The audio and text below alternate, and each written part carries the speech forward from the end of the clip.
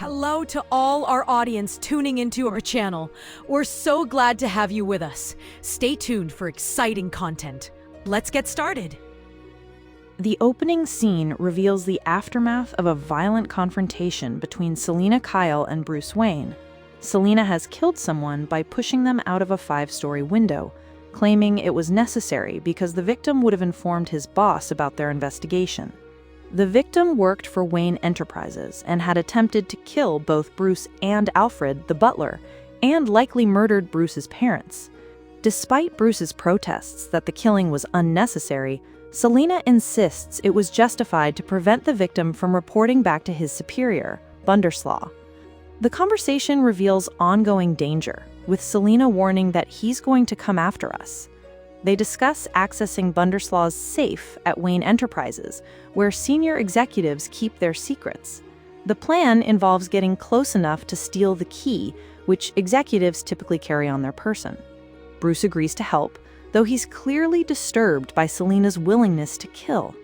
The scene establishes the moral divide between Bruce and Selina, with her pragmatic approach to violence contrasting with his reluctance to cross that line. Selina demands absolute secrecy about the night's events. No one, including Detective Gordon or Alfred, can know what happened.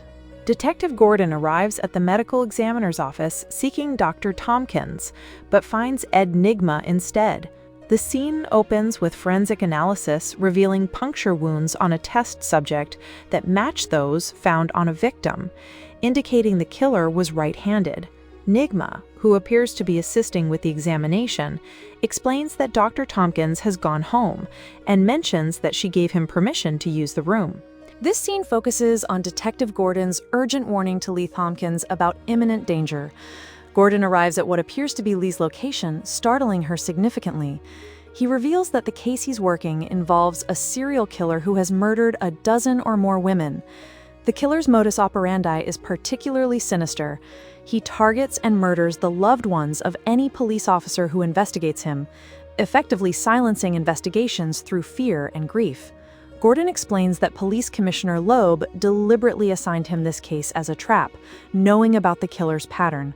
Gordon faces an impossible choice: either abandon the investigation like other officers before him and live with the knowledge that he let a killer remain free, or continue pursuing justice, knowing that someone he loves will be murdered. Bullock knows of a fellow officer who came home to find his wife with her throat cut. Despite the mortal danger, Gordon cannot bring himself to give up the case. When he urges Lee to leave Gotham immediately, she refuses, choosing instead to stay and do her job. The scene ends on a touching note, as Lee points out that Gordon thinks of her as a loved one, leading to their mutual declaration of love. In Barbara's apartment, where she encounters a mysterious visitor, the scene begins with Barbara showing someone around her space, mentioning that Selina is sort of a roommate who comes and goes. The visitor notices an invitation to the Wayne Enterprises charity ball, which Barbara explains she attends annually as a member of society, getting photographed in pretty dresses. The conversation takes a flirtatious but cautious turn when the visitor asks if Barbara is scared of their presence and whether she's dangerous. Barbara reveals she doesn't have a boyfriend, correcting the visitor's assumptions about her relationship status and moral character. She becomes defensive when the visitor assumes she would be the type to cheat. In a moment of vulnerability, Barbara admits that if she died tomorrow, no one would care, which changes the dynamic of their interaction. The visitor finds this revelation makes things both more illicit and reduces the chance of emotional attachment. Barbara warns that once the visitor sees the real me, they would run screaming like everyone else. The scene ends with Barbara dismissing the visitor, telling them they can let themselves out, suggesting a pattern of emotional self-protection. Oswald Penguin Cobblepot is shown orchestrating criminal activities while running his nightclub. The chapter opens with Penguin juggling his public persona as a nightclub owner with his criminal enterprises. He's meeting with professional killers, praising their previous work on Councilman Klein's assassination as a thing of beauty. Penguin reveals his ambitious plan to eliminate Don Maroney and all his lieutenants, seeking to recruit the best gun and knife men in the city for this dangerous mission. When questioned about Falcone's approval, Penguin confidently states that Falcone will be okay with it once it's done, suggesting he's acting without explicit permission. Penguin appeals to the hired killer's ambition, pointing out that they're currently number 2 to Victor Zsasz in Falcone's organization. He promises that bringing Falcone the bullet-riddled corpse of his enemy will elevate their status within the crime family. The killers recognize Penguin as a mad fella, but are intrigued by the opportunity to advance their position. The chapter establishes Penguin's manipulative nature and his willingness to take significant risks to consolidate power. Gordon and Bullock intensify their investigation into the serial killer known as the Ogre. They interview a detective who investigated the first murder 8 years ago, Julie Kemble, the Ogre's initial victim. The detective had dropped his investigation, leading to 11 more murders. Gordon and Bullock discover that the detective's wife was killed by the Ogre as retaliation, establishing the killer's pattern of targeting investigators' loved ones. The detective still has a daughter and remains terrified, but Gordon presses him for information from his original notes, where something was scratched out. The detective reveals that Julie Kemble worked as a nurse at a private cosmetic clinic on Grant and 80th Street. Meanwhile, Ed Nigma appears to be helping with forensic evidence from old murders, and there's a concerning subplot involving Miss Kringle and Officer Doherty. Nigma notices bruises on Miss Kringle and learns that Doherty caused them during a moment of anger. When Nigma expresses concern, Miss Kringle dismisses it as none of your concern, but Nigma clearly disapproves of the domestic violence. The chapter advances the main investigation while introducing the troubling dynamic between Nigma and Doherty. Bruce Wayne decides to attend the Wayne Enterprises charity ball, believing it's important for people to see a Wayne still leading the company. Alfred, despite still recovering from recent injuries, insists on accompanying Bruce for protection. Their conversation takes a serious turn when Bruce asks Alfred about his military service and whether killing was necessary.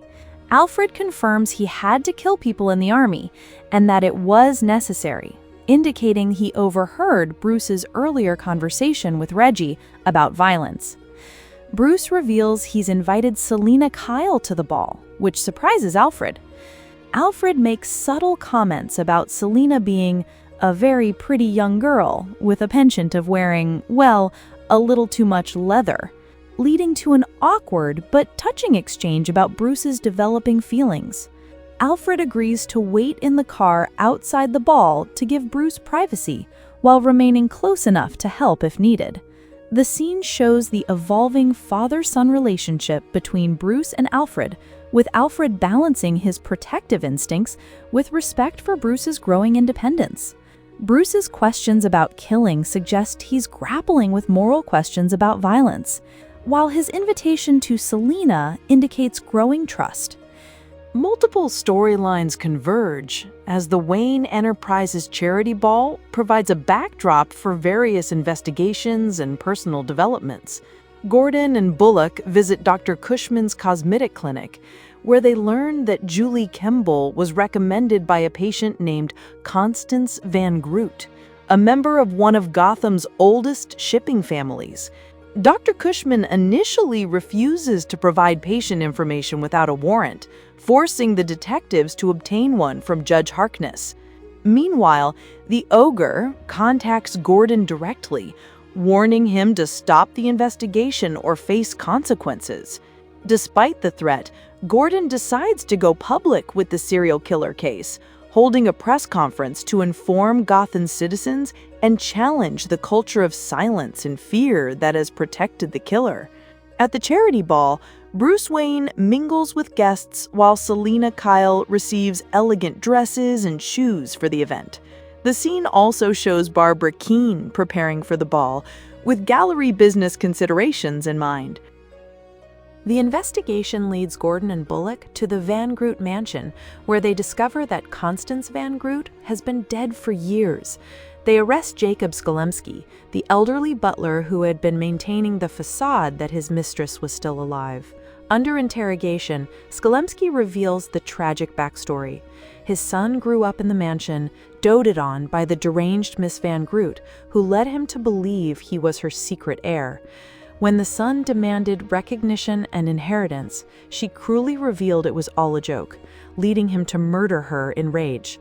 Skolemski helped cover up the crime out of guilt and paternal love. However, the revelation that follows is shocking. Skolemski shows them photographs of his son, who was born with severe facial deformities. The investigators realize they've been chasing the wrong person, as this man could never be the seductive ogre who charms his victims. Meanwhile, at the charity ball, Bruce Wayne successfully approaches Sid Bunderslaw, engaging him in conversation while Selina observes. The scene reveals that the real ogre underwent extensive plastic surgery to transform his appearance, explaining how he became capable of seducing victims. This revelation redirects the entire investigation, while highlighting the tragic origins of the killer's psychological damage. The climax brings together all the storylines in dramatic fashion. Ed Nygma confronts Officer Doherty about his abuse of Miss Kringle, leading to a violent altercation where Nygma accidentally kills Doherty in self-defense. Meanwhile, the investigation reveals that the ogre had plastic surgery to change his appearance, and Gordon realizes that Barbara Keene is in danger. She left the Wayne ball with a man matching the ogre's description. At the charity ball, Bruce Wayne successfully makes contact with Bunderslaw and manages to steal his key with Selina's help. The scene also shows Penguin's mother being threatened by Maroni, who reveals Penguin's true murderous nature to her, destroying her innocent view of her son. Penguin's carefully maintained facade crumbles as his mother learns the truth about his crimes. The revelation devastates both characters, with Penguin's mother finally understanding she raised a monster. The scene builds to multiple cliffhangers: Barbara's apparent kidnapping by the ogre, Nygma's accidental murder of a police officer, Bruce's successful theft of Bunderslaw's key, and the destruction of Penguin's relationship with his mother. These converging plotlines create intense dramatic tension and set up the consequences that will follow.